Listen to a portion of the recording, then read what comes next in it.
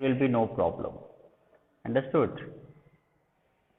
Look at here. The forfeiture of shares when premium money is not paid by any shareholder whose share got forfeited by the company. In this case, first of all, you have to go for forfeiture entry. What is the entry for the forfeiture? Entry for the forfeiture is share capital account debit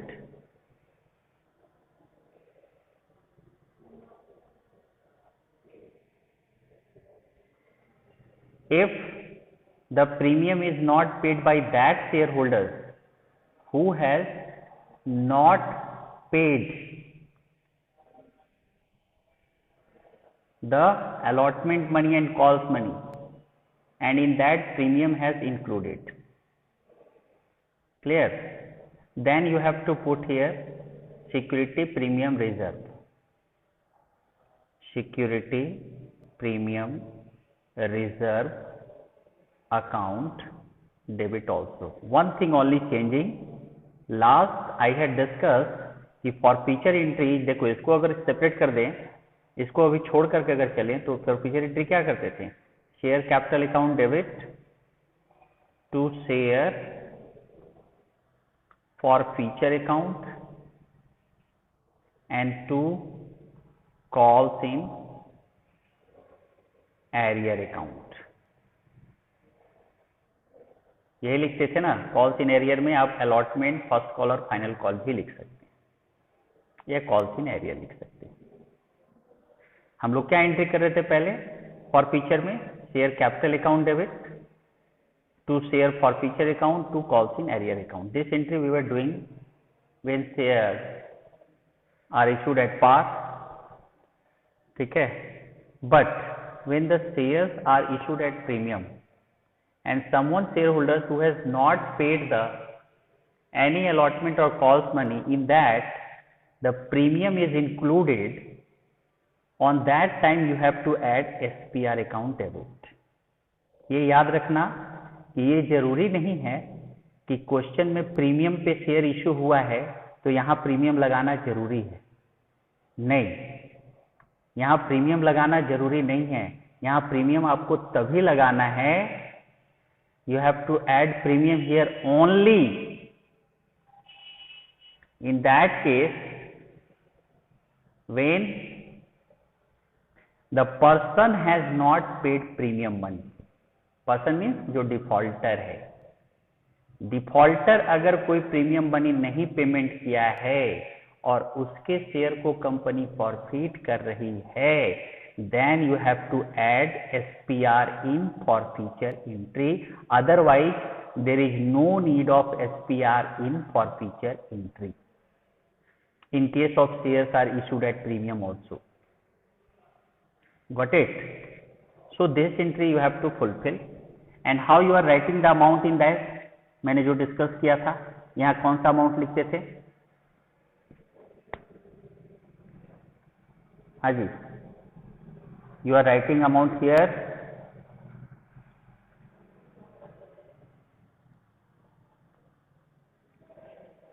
You are writing the amount here. How? Forfeiture share into called up value. Clear है ये? Then SPR में क्या लिखना है?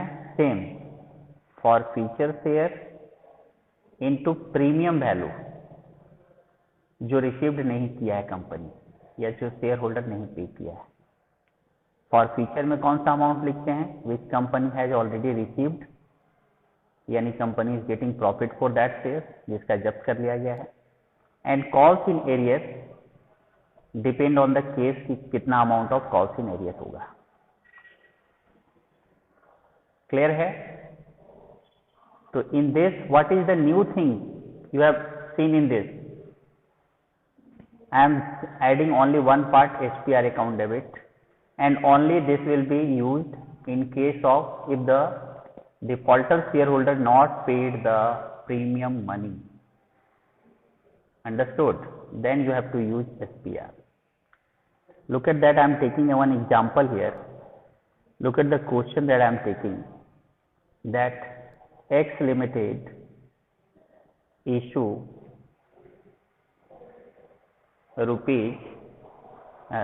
issue 10,000 shares at the rate of rupees 10 each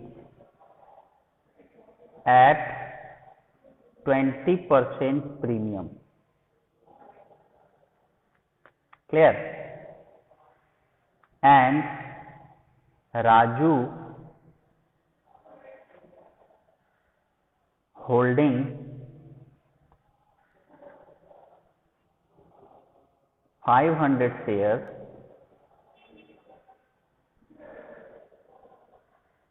did not paid allotment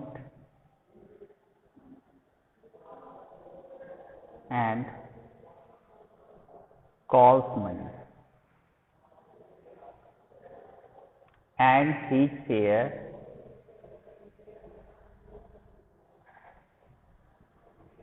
got forfeited.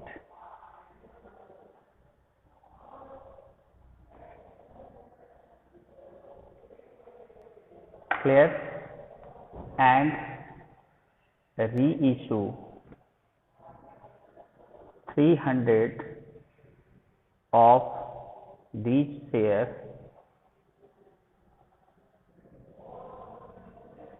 at rupees 8 as fully paid up. ये question तैयार हो गया एक, ठीक है, और आपको फॉर फीचर की एंट्री करने के लिए कहा गया है. अंडरस्टूड? नाउ ध्यान से इसे आप देखिएगा.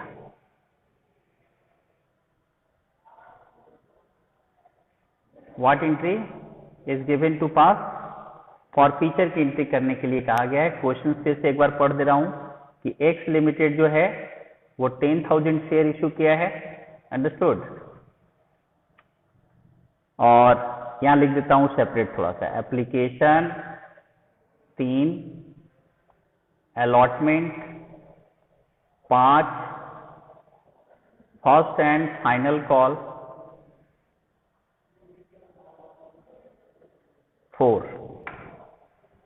ठीक है? एप्लीकेशन 3, अलॉटमेंट 5, इसमें इंक्लूडिंग प्रीमियम लिख देते हैं, including premium. Now question is ready. Now see the solution that I am doing. Clear everyone? See the solution. For this, what entry I will pass? For feature entry, share capital account debit. Clear? Should I add here SPR or not? मुझे यहाँ SPR add करना चाहिए या नहीं करना चाहिए? तो मुझे क्वेश्चन से पता चलेगा. क्वेश्चन में देखना पड़ेगा जो डिफॉल्टर है राजू, क्या उसने प्रीमियम का अमाउंट नहीं दिया है? तो जब मैं क्वेश्चंस पढ़ा तो मुझे पता चला राजू जो है वो 500 का शेयर होल्डर है, उसने अलॉटमेंट और कॉल्स मनी नहीं दिया. इसका मतलब अलॉटमेंट में प्रीमियम था और उसने प्रीमियम नहीं दिया है. Understood? That's why we have to use here SPR also. SPR account debit to share for feature account, or you can write to calls in arrear account, or you can use to allotment to first and final call. Clear? Now look at that, how I am writing the amount. How I am writing the amount. See here. Here I am writing how many share has forfeited? 500 shares. into how much called up value?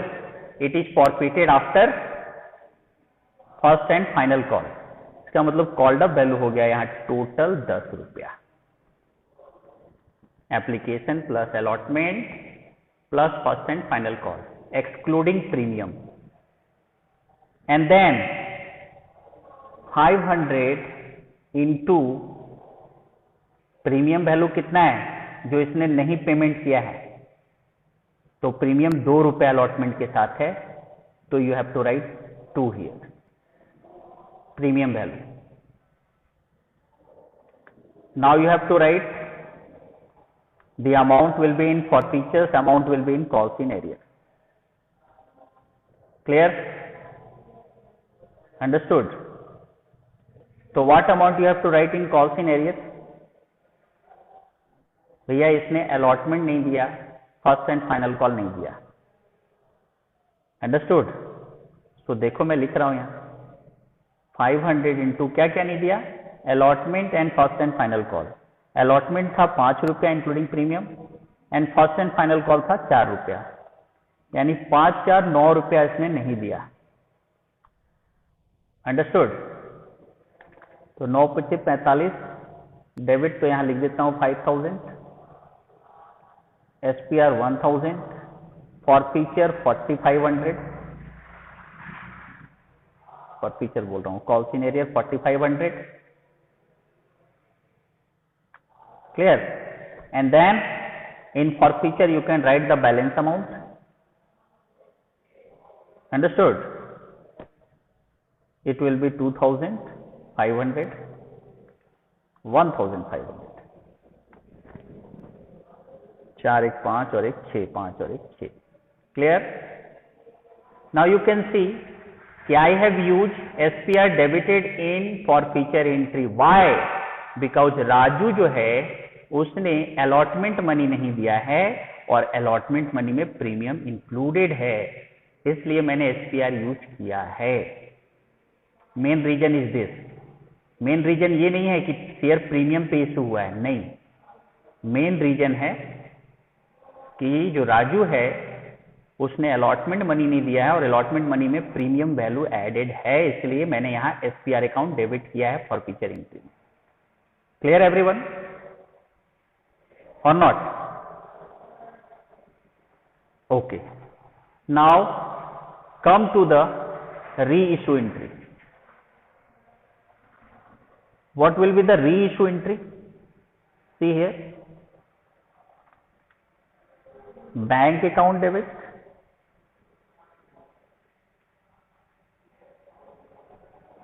मैंने आपको reissue बताया है कि एक line gap छोड़ करके लिखिए to share capital account. Clear? Now see in this question what is saying, how much share is reissued out of 500? Only 300 shares has reissued. Out of 500 300 share ही रीइश्यूड हो रहा है. तो what you will write here, 300 into कितना रुपया पे, eight ₹8, 8 रुपया पे. जबकि ये 300 कितना वाला था, कितना है, फुल्ली पेड अप बोला गया था, तो 10 रुपया. Clear? So 2400 debit and 3000 credit. Which side is short? Which side is short? Debit is short. तो डेबिट में हम लोग क्या लगाते हैं जी, बोलो? Forfeiture account debit. कितना, जितना बैलेंस है, how much, 600. Clear?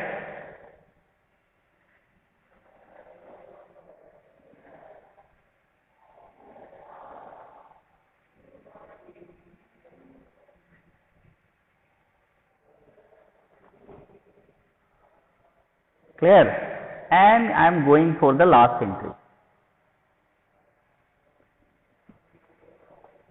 Am I audible to everyone?